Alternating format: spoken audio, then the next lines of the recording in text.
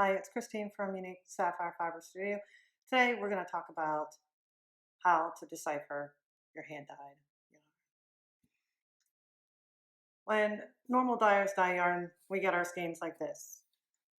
It is in a big loop, big circle, and from there, that's where we create our palette.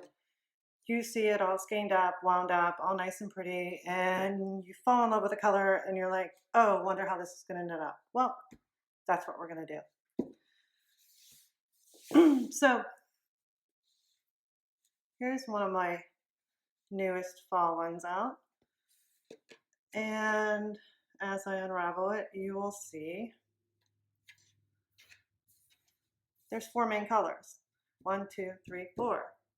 And however they kind of get happy together is just kind of in between. So with that being said, here is it knit up on a size 4 needle. I am knitting a hat pattern that was just released from the Mouse Army Mitten Company. And you can see they're pretty even, and as well with knitting in the round, you kind of go on a diagonal. So you have an even amount of color throughout the skein when you have 4 colors in a skein. So what happens when you have something that looks like this, which you see a lot of this on the market now with, you know, a bright section and maybe some splatters or whatever. And this one, spilled wine here, has 3 main colors. You have your gray, this light pink, and this deep wine. And actually the gray starts here, and it's actually separated in 3 equal sections. It's just how the color bled, which lends to its uniqueness. Now with fingering weight yarn, most people use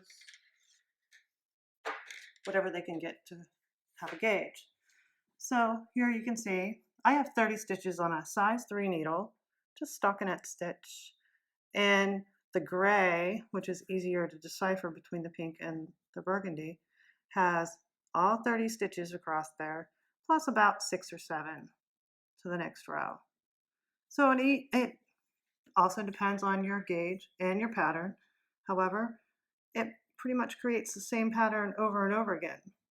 Pretty unique. Now what happens when you get to something like this, which is another, speckles are happening. However, most of them on the market actually only have like a base white, and then they just splatter hand paint or sponge paint on. This one's going to be fun. This has a base color, which is going to be uniform. Even though you see these big splotches here, that's only one splotch to that section of yarn. So the color is going to carry very fast.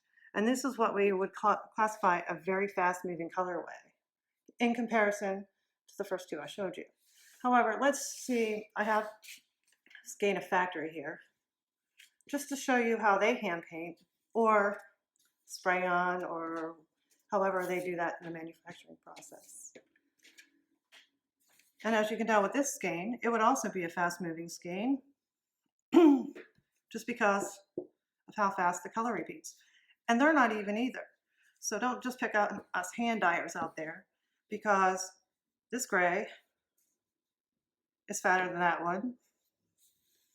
They're all different. It depends on how the fiber takes the dye.